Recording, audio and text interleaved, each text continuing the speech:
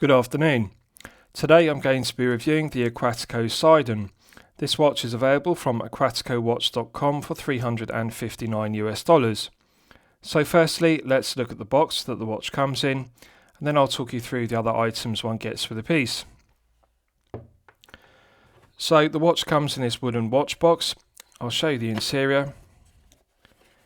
As you can see, the base has a foam cutout panel, and in the underside of the lid there's also a foam panel to protect the watch in shipping.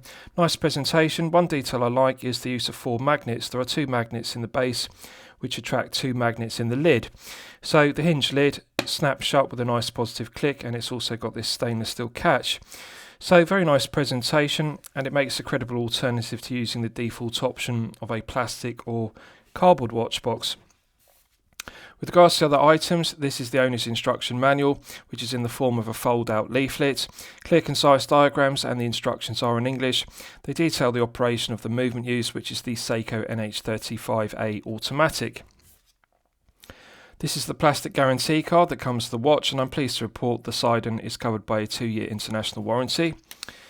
And lastly, as an alternative to the rubber Tropic strap, one also gets this genuine leather strap. As you can see, it's got a nice tan finish to it, 2 keepers, one slides, one's fixed, flawless stitching throughout, and it's finished to a high standard. Now, the buckle and tang is signed with the Aquatico brand emblem engraved to a good standard, flawless mirror polishing, no sharp edges, no burrs. It's a stiff strap because it's padded, and it tapers from the spring bar end down to the buckle and tang end, but I'm confident with daily wear it would break in and become very soft and supple and comfortable. It's a good quality leather. I'll show you the other side. Plenty of holes in the strap to allow for fine tuning the length. The stitching is flawless throughout, and again you can see it's padded, it tapers down from the spring bar end. Now, one detail I would like to see Aquatico make is to use quick release spring bars, but having said that, the Poseidon does have holes in the flanks of the case which make it easy to change the strap rather than using internally a spring bar tool to remove the strap. But however, I would still like to see quick release spring bars to make it easier to change the Tropic strap that comes on the watch for this leather strap. So with regards to the specifications of the piece, this is the Aquatico Poseidon. The Poseidon is available in 2 colour options, black or blue respectively. Of the 2 options, I think this blue version is the best looking. We have a 43.7mm case diameter, a 49.5mm lug-to-lug measurement, a thickness of 15.7mm, and a lug width of 22mm. The vintage Tropic rubber strap tapers from 22mm at the lugs down to 18mm at the buckle and tang, and as you can see, the buckle and tang is signed to high standard with the Aquatico brand logo engraved. Flawless mirror polishing to the top side, underside and flanks to the buckle and tang, and it's very aesthetically pleasing. We only have 1 keeper which slides on the Tropic strap, and I would actually prefer to see 2 keepers on the strap because that would keep the end of the strap more secure. But having said that, it does work very well. The keeper is a good snug fit onto the vintage Tropic strap. I really like the detail of these vintage Tropic straps because they have a nice grid formation to the underside which is textured, and as you can see it's fully perforated to allow for sweat and perspiration to wick away from the rest as well as seawater, so they work very well. But again, I would prefer to see quick release stainless steel spring bars used, despite the addition of having holes in the lugs, which mean one can externally put a spring bar tool push pin into the lugs to depress the spring bar and remove it. I think quick release spring bars make it much easier in the absence of a spring bar tool. So with regards to the specifications of the piece, we have a double dome sapphire crystal, and on the underside of the double dome sapphire crystal is clear AR coating, and the clear anti-reflective coating does a good job of reducing the glare and the highly reflective nature of the brushed satin finish silver hands. So we have a sandwich dial which improves the legibility rather than using silver applied indices, and the sandwich dial is very aesthetically pleasing because underneath the dial we have a layer of Swiss RC Tritech C3 Superluminova. Interesting choice of C3 Superluminova because it is patina lume, which gives the piece a vintage aesthetic. Nice proportions to the handset, and one detail I like is the red tip to the sweeping second hand, which improves the contrast between the blue dial and the patina lume. The chapter ring is fully indexed with minute ticks. The legibility and the symmetry of the dial is very good, and I like the fact it's not over branded. It's not too busy and cluttered with unnecessary text and specification. We simply have Aquatico at 12 o'clock, the brand logo, and then automatic and 300 meters / 1000 feet at the 6 o'clock position. So just the right amount of information. Nice attention to detail because the water resistance rating is in red, which complements the red tip to the sweeping second hand. So with regards to the bezel, it's coin edge finished, solid 316L grade stainless steel. The coin edge finishing is done to a very high standard. No sharp edges to it, but it looks very crisp, and I really like the tool profile to the coin edge bezel. The bezel insert is ceramic and fully inlaid with Swiss RC Tritech C3 Superluminova, and the tone of the patina lume on the bezel perfectly matches the tone on the sandwich dial and also the hands, and I really like it. I think the C3 patina lume contrasts very well with the navy blue colour of the ceramic. The ceramic bezel insert is flat and it's got a nice brushed finish to it rather than being glossy, and I like the matte finish of it. It really does match the matte finish of the dial. So they've got the colour tone match of the ceramic bezel insert to the sandwich dial very well. The blue tone is exactly the same, nice dark navy blue. So let's test the bezel execution. 120 click unidirectional bezel. Nice loud audible clicks. No lateral side play whatsoever. No back play whatsoever. So this is 10 out of 10 bezel execution. In terms of resistance, it feels heavier than a Seiko 5KX or a Seiko SKX 007. Feels more like a Steinhardt Ocean 139 in terms of the resistance. It's got a nice firm resistance. The 120 click unidirectional bezel has nice loud audible clicks, and one can feel the indexing. They feel like a good solid ratcheting mechanism, so I like the feeling of it. Very firm resistance, and I like the fact there's no back play whatsoever, no lateral side play. It's a very tight bezel action. So I'll just check the alignment. Perfect. The loomed triangle perfectly aligns with the 12 o'clock double indices on the dial, and also the 60-minute ticks on the chapter ring. So the alignment on the chapter ring, the dial and the bezel insert are all perfect. So this is perfect bezel execution. With regards to the crown, it's a solid 316L grade stainless steel crown, coin edge finished, and it's signed with the Aquatico brand emblem. Nice finishing to the coin edge finishing. Let's test the action. Silky smooth. Now there is firm resistance. One can feel the threading interfacing between the internal thread of the stainless steel crown and the external thread of the stainless steel crown tube. The screw down crown provides an effective hermetic seal to 300 meters, so it feels smooth, but it does have friction, it does have resistance. But however, some of that resistance is coming from the internal rubber O-ring inside the crown and the internal O-ring inside the crown tube. So I think it's good. I like the feeling of it. So in the first position, it's the manual wind position, and one can manually wind the Seiko NH35A automatic to top it up to its maximum 41-hour power reserve. One can feel the tension in the mainspring gradually building up. Silky smooth, nice firm resistance to the mainspring, and it's an absolute pleasure to manually wind the NH35A. Pulling it out to the first click position is a phantom date setting position, because the NH35A is a date complication movement and the date wheel is present underneath the sandwich dial, so rotating the crown anti-clockwise in the first position on the crown, one can feel the clicks of the quick set complication. Personally, I prefer to see the NH38 used, which is the no date version of the NH35A, because that would delete the first click position, the phantom date setting position on the crown. Pulling it out to the second click position is the time setting position. Light resistance to the NH35A, no back play clockwise and anti-clockwise. It feels silky smooth, absolute pleasure to set the time. And it has hacking, as you can see. I've now hacked the second hand, so one can stop the second hand dead to set the time precisely to the second.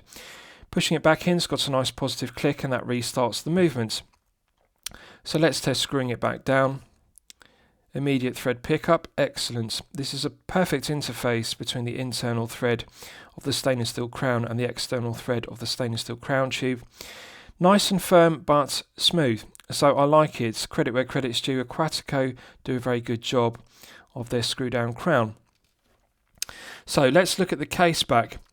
We have a screw down exhibition caseback which is glazed with mineral crystal.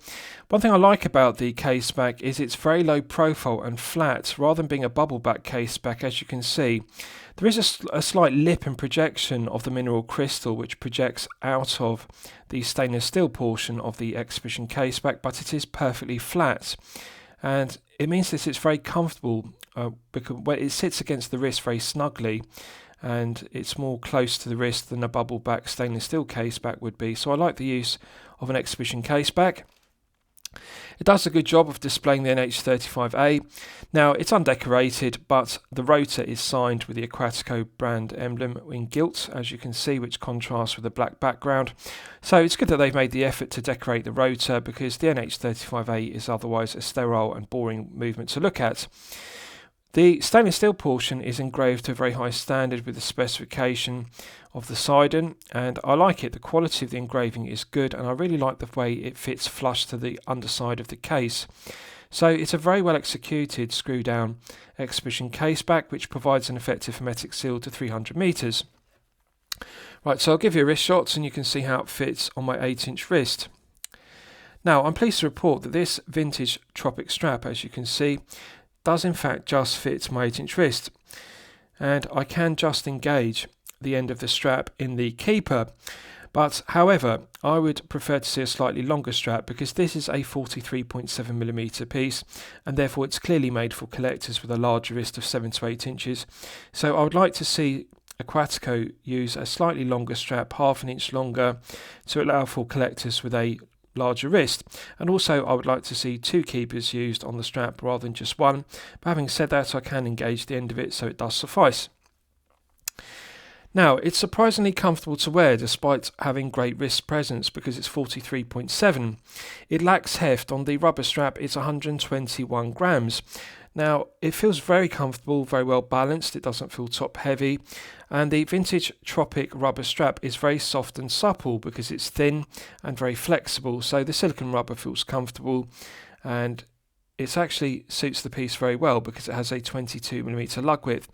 Now the thing to note is this is a tall piece. It's 15.7mm, including the double dome sapphire crystal, so it's not easily going to slip underneath a shirt cuff if you wear business shirts.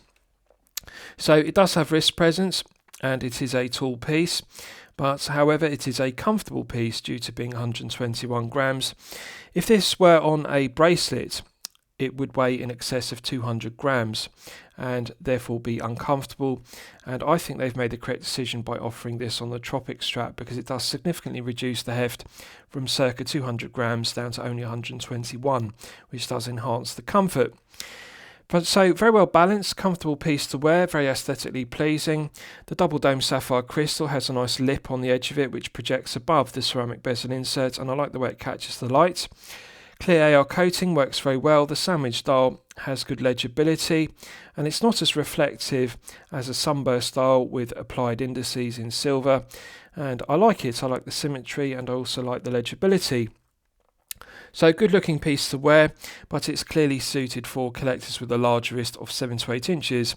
If you're a collector with a 6 to 7 inch wrist, you may find the 43.7mm head of the piece to be too large and too much wrist presence, and also too tall at 15.7.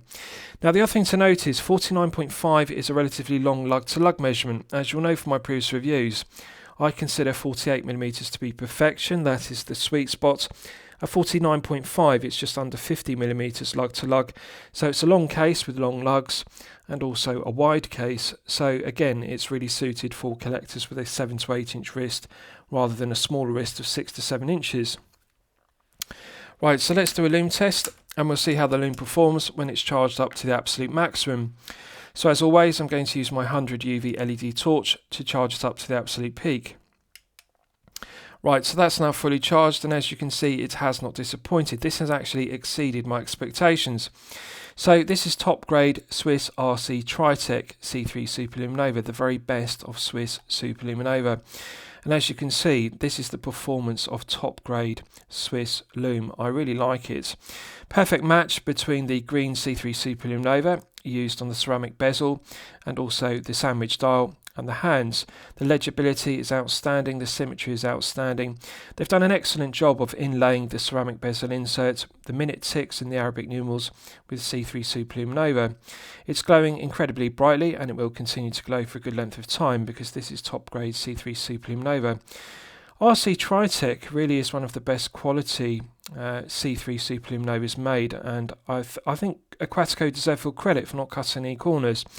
One can clearly see this is 5 to 6 layers on the hands and also the ceramic bezel inserts, and by using a sandwich dial it allows for a layer of the Swiss RC Tritech Lume underneath the dial, and then the Superluminova shines through the sandwich dial.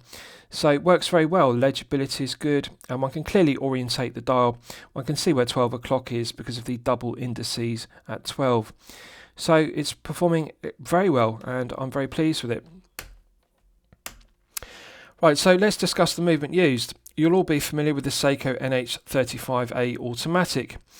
It has 24 joules. It runs at 21,600 vibrations per hour and a frequency of 3 Hz. It has hand winding and hacking, which use for complications, and a 41-hour power reserve is perfectly acceptable. The stated accuracy of the NH35A is -20 to +40 seconds per day, so a rather wide accuracy range. However, I'm pleased to report that Aquatico are well regulating the NH35As they're using, and this one is running consistently at +6 seconds per day, which is excellent for an NH35A. Now, personally, I prefer to see them use the NH38 because that would delete the phantom date setting position, as I've discussed. But however, the NH35A is a reliable, well-proven workhorse movement, and I like it because it's accurate, it's reliable, and really it's the correct choice for this piece. So, lastly, I'll summarise the piece. What do I think of it overall? Well, when I'm considering reviewing a watch on my channel, the watch should meet 2 criteria. It should be both excellent quality and excellent value at the respective price point. So, $359 is the price point of this watch. Really, to evaluate it, one has to study the quality of the finishing of the piece throughout. The coin edge bezel is finished to perfection. The inlay of the C3 Superluminova into the ceramic bezel insert is done to a very high standard. The specification is strong because we have clear AR coating on the underside of the sapphire crystal, mirror polishing to the flanks of the case, and also the undercut, which is like the Seiko Marine Master 300, is absolutely flawless. Credit where credit's due. Aquatico have mirror polished in between the lugs, and that's often an area that low-tier Chinese brands neglect as a cost-cutting measure. They just leave it machined or brass satin finish, but the inside of the lugs is mirror polished to the same flawless finish as the undercut and the flanks to the case. So the quality of the finishing throughout, including the screw-down exhibition caseback, is outstanding. It is 10 out of 10. No sharp edges, no burrs, and the quality of the finishing on the screw-down crown and the bezel are also outstanding. However, there is the cost-cutting measure of using the Seiko NH35A. At $359, I would prefer to see a higher grade of movement used, such as the Miyota 9015 or alternatively the PT5000 by HK Precision Technology. They are higher grades of movement. And at $359, one has to be realistic and accept one isn't going to get a Solite SW200-1. But at that price, one can get a 9015 or a PT5000, and I really think they would be better choices. Now, the benefits of using a 9015 or a PT5000 is they are slimmer movements than the NH35A. And that would mean that Aquatico could reduce the overall thickness of this piece from 15.7 down to below 15 millimeters, for example 14 or 14.5. And that would really enhance the comfort of the piece because it is tall at 15.7. And this is the negative of having a 300 meter water resistant piece versus 200 meters, because they have to make the case back the domed sapphire crystal, and the case itself has to be thicker in order to house the NH35A. So I think there's room for improvements with regards to the price point. With the NH35A, I think the correct price of this piece should be circa $250 to $300. $359 is pushing it for an NH35A. And again, I think that as an alternative, the NH38 would be a better option to delete the phantom date setting position. So I'm going to declare the quality as excellent because the build quality, materials and quality control are 10 out of 10. When I'm evaluating a piece, to be excellent quality, it needs to meet the 3 core criteria of loom performance, bezel execution and crown execution. So the loom performance has exceeded my expectations, perfect bezel action, perfect screw down crown execution. So those 3 core criteria have been met. So really the only negative to the piece is the use of the NH35A and also the thickness at 15.7. These are things to consider. So I'm going to recommend it to you for your consideration. I hope you've enjoyed my review of the Aquatico Poseidon. Please feel free to post your own comments below the video. Thank you very much.